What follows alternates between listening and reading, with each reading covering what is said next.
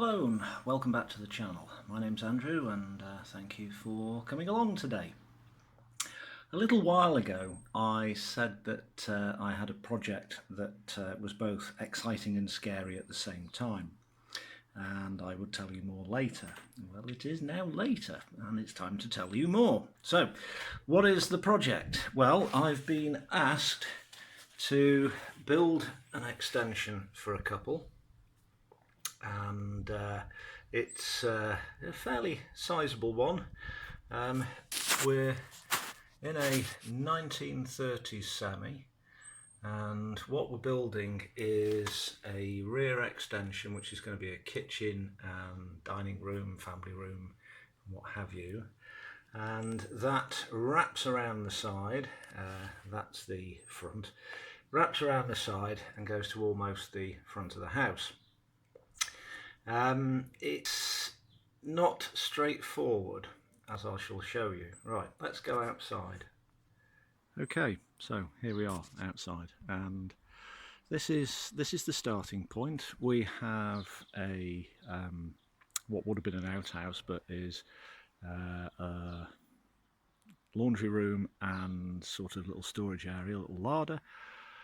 That would have been original to the house, and then there is a conservatory which I think was built in something like 2003, I think. They're both coming down, and we're going to build out as far as a metal stake which is just over there, which you might not be able to see. It's sort of curly stake. So it's coming off the back of the property, just under 6 meters, and it's going to be 6.6 meters wide and 13 meters long. Big enough. So yeah, challenging. The first job is obviously to get rid of all of that, rob it out down to foundation level, then dig out the footings, deal with any services, and then.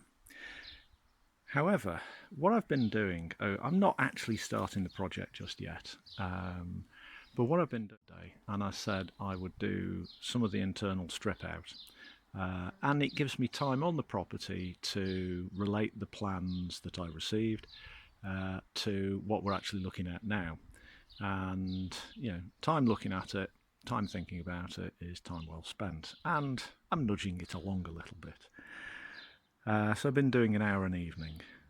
So evening 1, it's fine, taking plasterboard off. Evening 2, discover problem number 1. Let's go and have a look at problem number 1. Right, here we are. Here's the metal stake. This is where this is 6 meters off the back wall of the original house. Okay, so I'm taking all this was all plasterboarded, painted, you know, in the same way that this is, and quite nicely done. But when all that came off, I found firstly that lintel, which is holding the brickwork above up, sort of, and there's one the other side, so one for each leaf of the brickwork. But if we look up, you can see what looks like a loose brick, and then one to the left of it. And if you step down from that one to the left of it, you should be able to follow a crack pretty much all the way down to there. Oops, big finger there. And it does a similar thing on the other side. So basically, all that lintel is holding up is a triangle of bricks. And if I took that lintel out, which I'm not going to do, those bricks would drop. That's not good.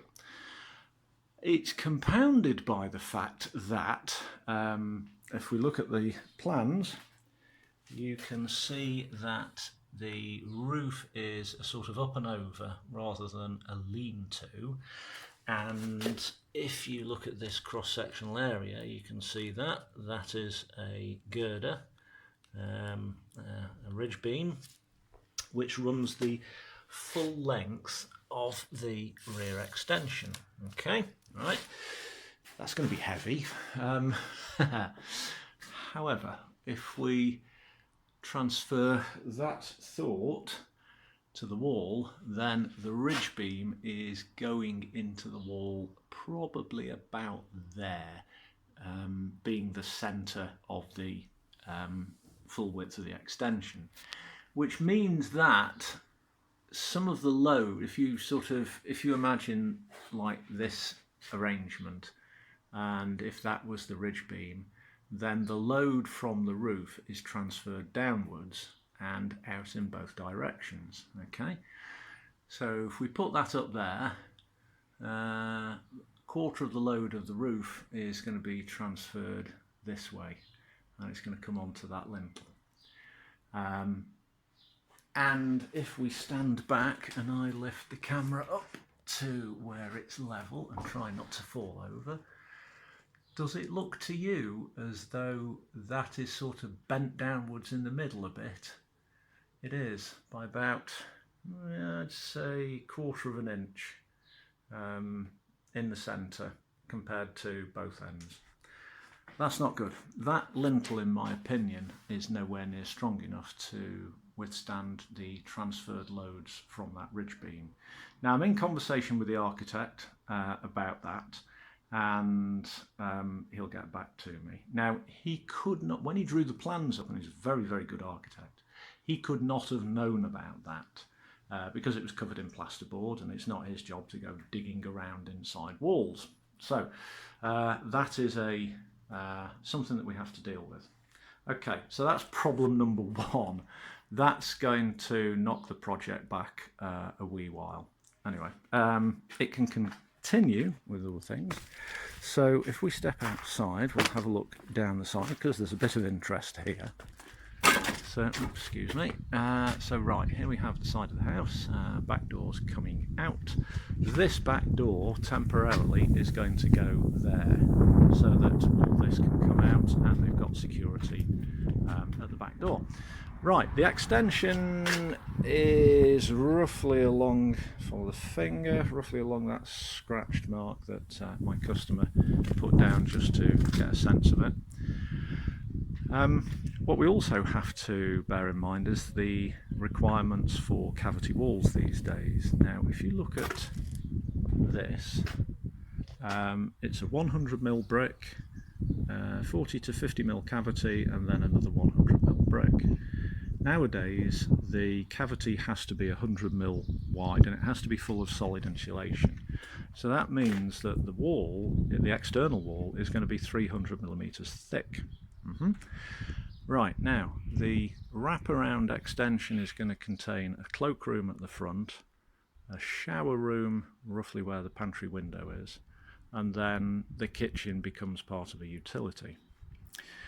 In order to be able to get a shower base in, a 760mm shower base in, plus the thickness of the walls, what we're going to have to do is to take this outer skin of brick off the house up to roughly there, well, ceiling height, and put a steel in to support all that brickwork and the roof.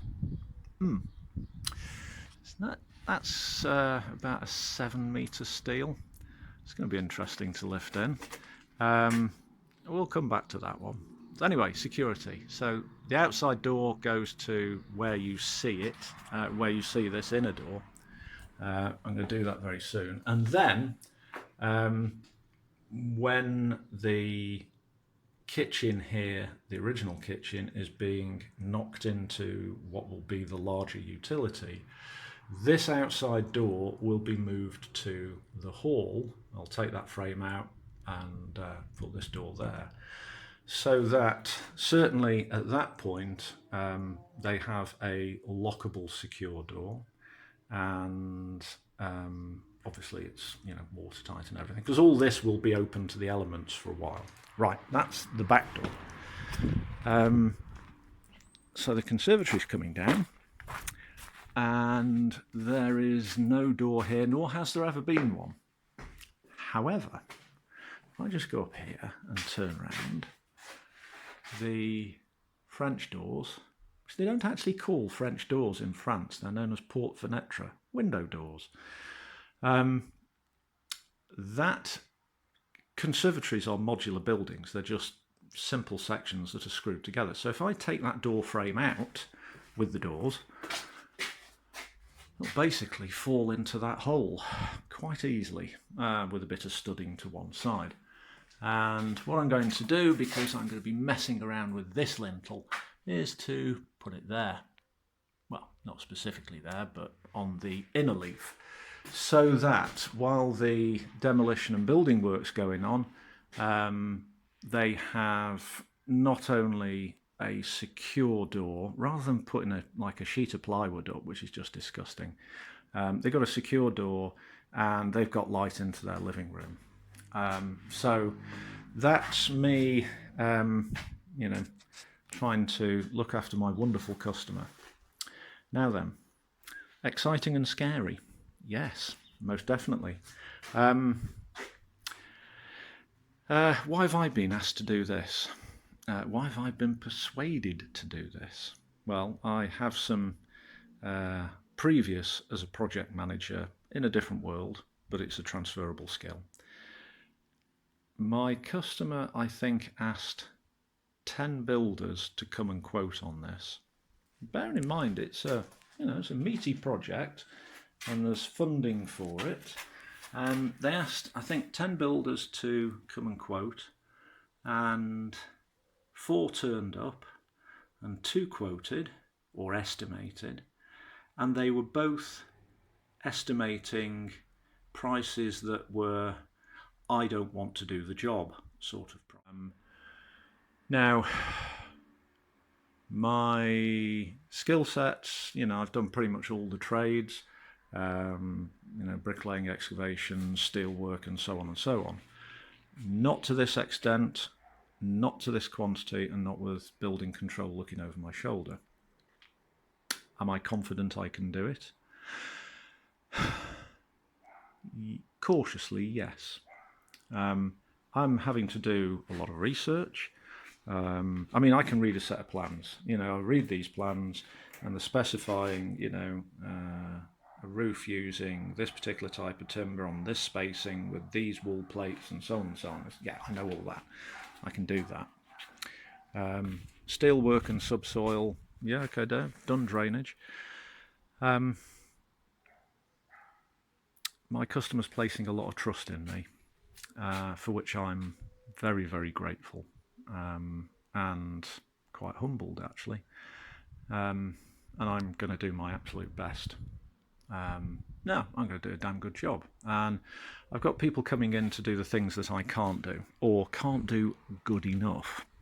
I have a guy with a mini digger, which I like to call a hydraulic teaspoon. It's a little tiddly widdly one, but it's very good. Who's going to dig the footings for me, because it's just more efficient to do that. He'll take, day and some doing it, and it'll be fine. I've got a guy coming in to do the brickwork, and he's really, really good. I'm lucky to get him. I've got an electrician on hand. I've got a guy I think I want to do the plastering, because there's going to be a lot. And the rest of it, I'll do myself. The roof, first fix electrics, plumbing. I can board out, fit the kitchen, do all the drainage, blah, blah, blah, all the rest of it. Not a problem.